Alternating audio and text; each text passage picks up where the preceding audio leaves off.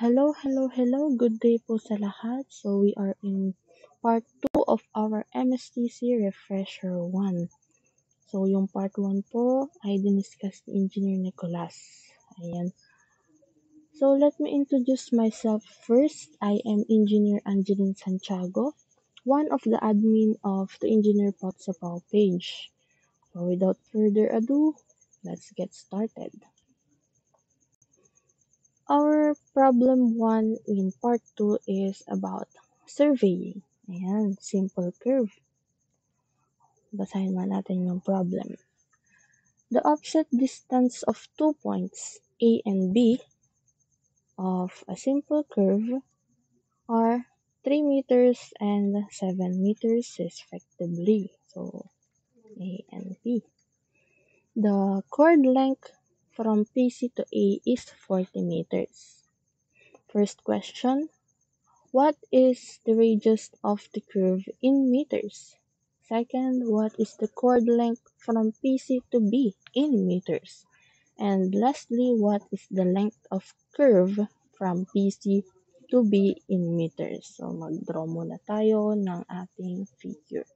So, meron daw tayong simple curve. Ayan, lakihan natin.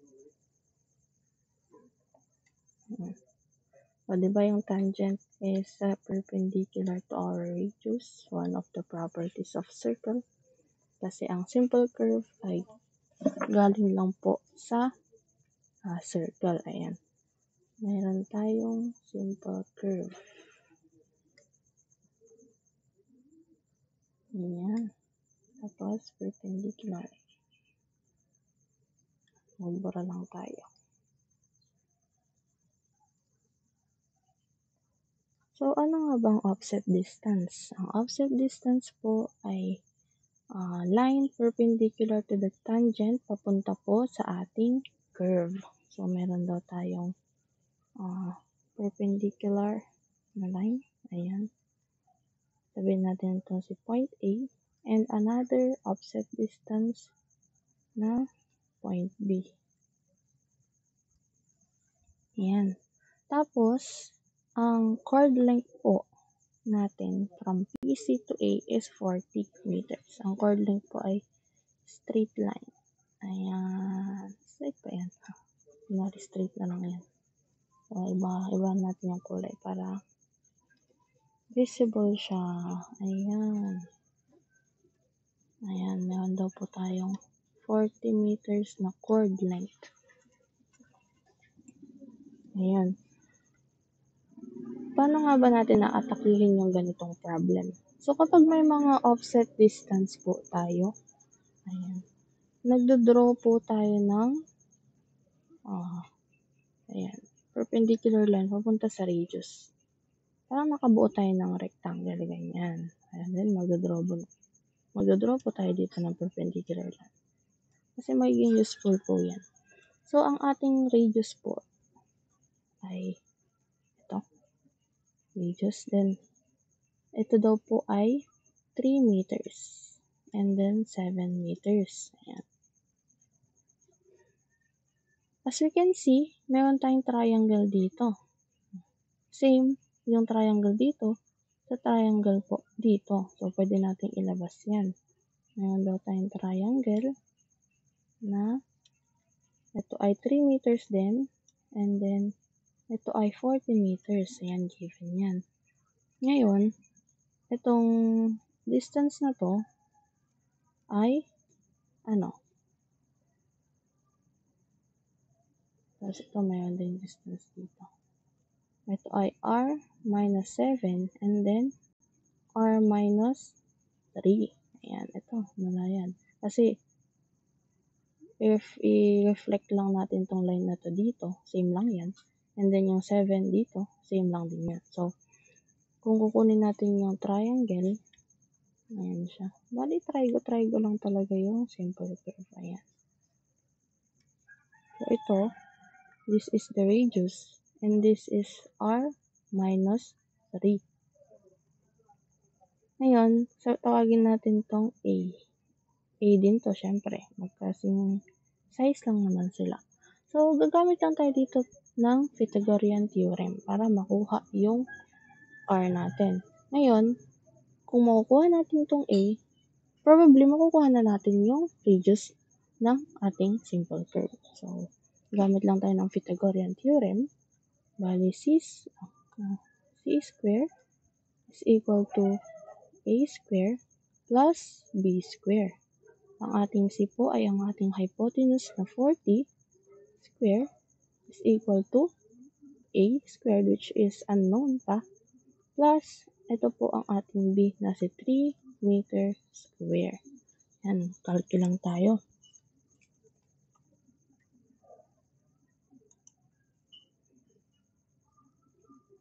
So, ayan, magka-calculate tayo.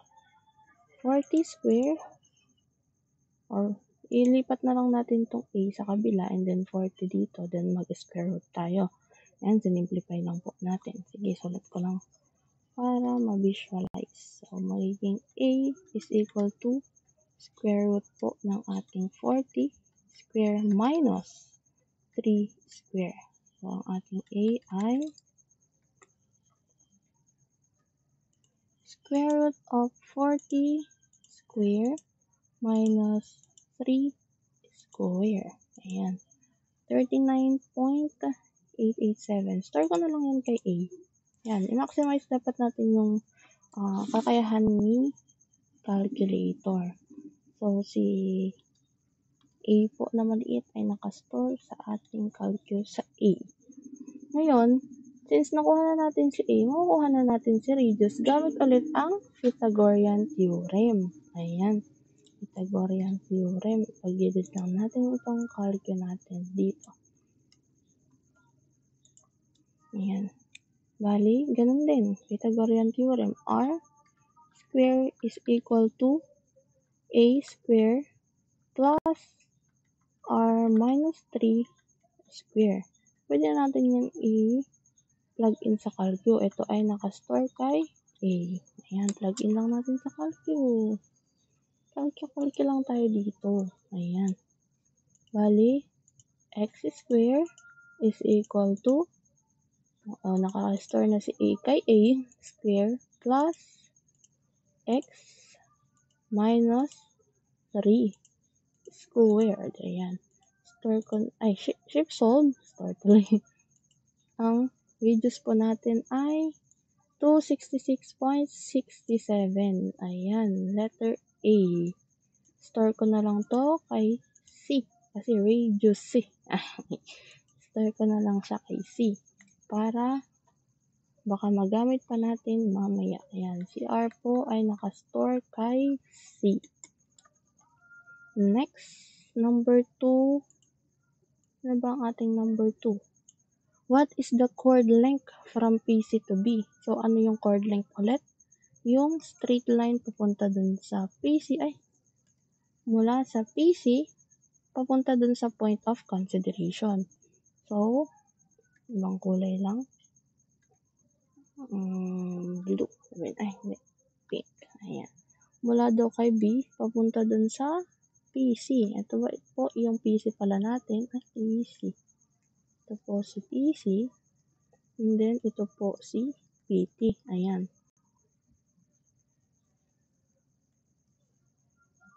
Point of curvature and point of tangency. And ito po ang PI natin, which is the point of intersection. So, paano naman po natin kukunin yung chord length from PC to B? From PC to B. Given po yung ating 7 here. And nakuha na natin yung radius. So, baligtad naman po yung mangyayari. Diba? Drawing lang po natin yung ating triangle. Dito naman po sa may offset distance B.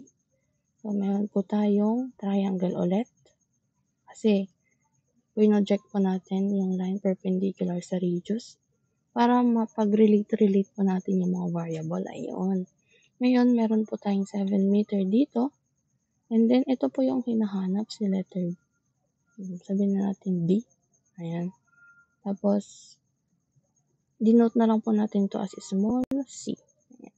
And then may triangle din po siya papunta dun sa ating, ayan, yung dulo ng ating curve. Ayan. Again, this is reduced. Ayan, yung line po papunta dito. Ayan, reduced. And then, ito naman po si R minus 7. Ayan, this is also B. So, since may radius na tayo, makukuha natin si B. And then, from that, makukuha na natin si C, which is yung chord po natin, yung length of chord. Ayan, from PC to B. Ayan. Ganun po yung magiging atake ng problem po natin. Ngayon, mag-Pythagorean theorem lang din po ulit tayo. R squared is equal to B squared plus R minus 7 squared. Ayan. Si R po natin ay naka-store kay C sa calcu, and then, ayan, again, naka-store kay C. So, calcu lang po tayo. Ayan. Sorry po sa mga background noise. Umaga po kasi dito. Ayan. Bale, alpha x squared, nakastore na po yan, is equal to alpha x squared plus, si x po natin yung b. Ayan. Alpha c. Ganun talaga ako nagkakali. Alpha c na. Ayan. Minus 7 squared. Shift solve. Ayan po. Ang ating letter B po ay 60.7. Ayan. Store ko na rin po to kay B kasi letter B naman po yung notation natin. Ayan. Ngayon, si B po ay nakastore kay B. Diba? Puro ko store. Nakastore kay B. Hindi pa po yan yung hinahanap kasi ito po yung chord length from PC to B. Yung hypotenuse po ng ating ating first triangle. Ngayon, Pythagorean ulit, C na maliit squared is equal to B squared plus 7 squared. So, si B na maliit ay nakastore po sa B sa calcu. Ayan, makukuha na natin. Bale, i-square root ko na lang siya. Square root of B squared plus 7 squared equals 61.10. Ayan, letter B. And lastly, ayan, magbura na tayo. Burahin na natin. Bura tayo kasi wala na tayong space. Ayan, bura. Again, what is the length of curve daw from PC to B? So, this time, ang kinukuha na ay this one. From PC to B, yung curve mismo. Yung red. Ayan, yan ang kinukuha. Diba kapag kumukuha tayo ng mga arc, ganyan, ang formula po ng length of arc is S is equal to R theta, wherein this theta is in radian mode. Ayan. So, before that, so this is R, diba? R. Kunin natin yung angle dito para yun yung gagamitin natin para makuha yung arc length. Ayun, kunin po natin yung angle dito. Paano? This is also the angle theta. Ayan, di ba? So, pwede tayong mag-cosine. Ayan, cosine na lang tayo. Bale, cosine theta is equal to adjacent, which is R minus 7 over hypotenuse, yung R. Ayan, nakastore lahat to kay C, di ba? Si radius nakastore kay C. So, ang theta po natin ay R cosine ng R or C. Sabi natin C kasi nakastore na kay C. C minus 7 over C. Ayan po yung magiging syntax natin sa calcu. Again, magka-calcu tayo. Ayan.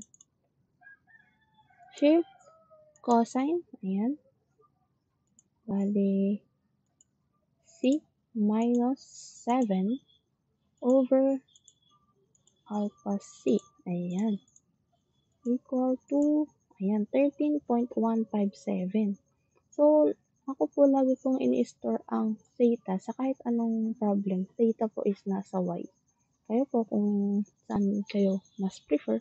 Oh, ayan. Bali, store ko na lang po siya kay y. Diba? Store na lang. Oh. And then, gamitin natin yung formula na to. Diba? Si radius nakastore kay c and yung theta natin nakastore kay y. Recall natin. Ayan. And then, i-region po natin. Paano po? Since ang ating y ngayon ay naka-degree, multiply lang po natin yung theta ng pi over 180 para maging radian. Yan. Bali, ang ating length of curve ay c, tapos cy, diba? Nandiyan na lahat. Times lang natin ng pi, which is shift x, ayan, over 180. So, ang ating sagot po ay 61.24.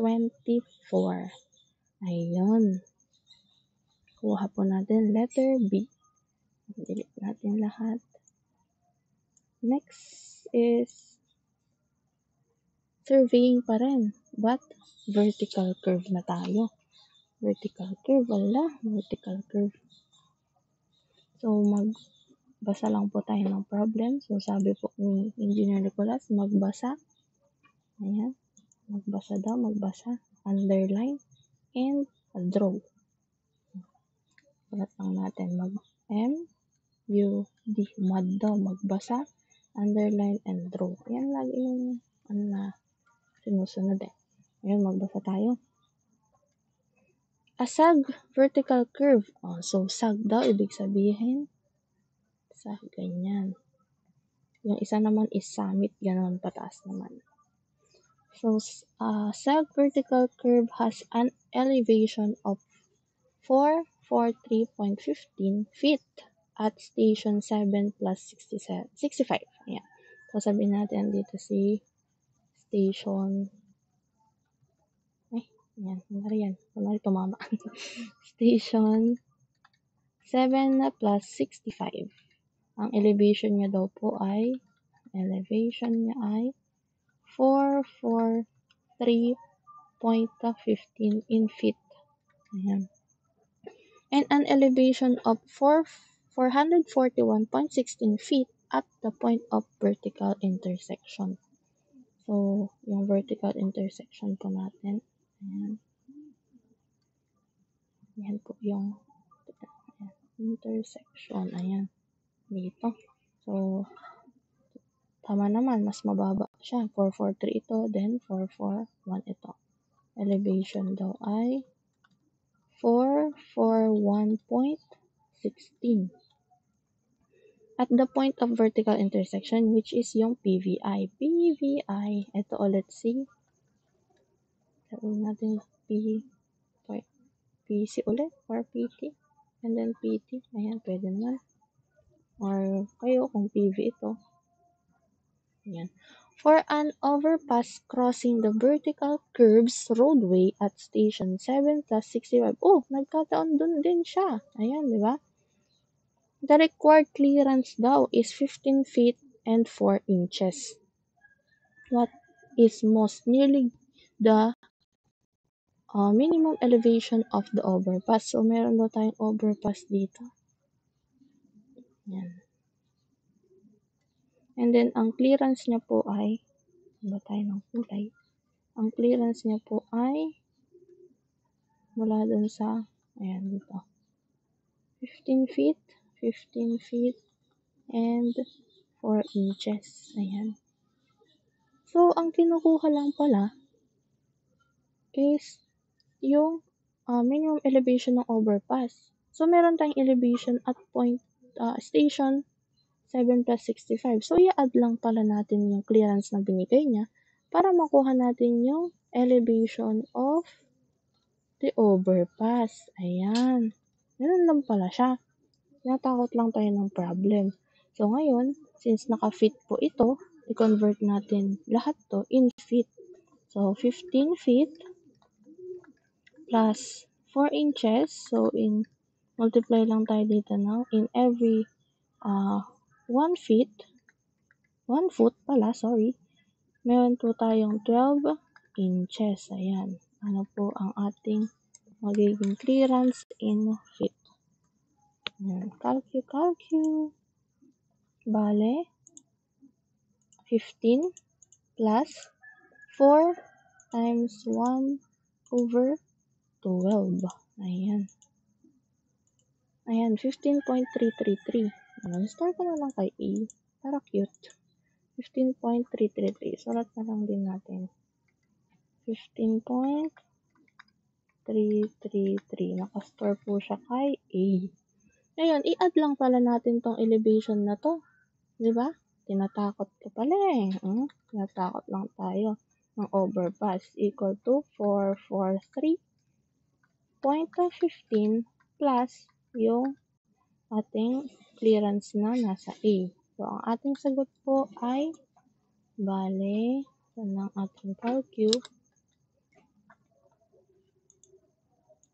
443.15 plus A. 458.48 or 459. So, ayun po yung ating problem number 2.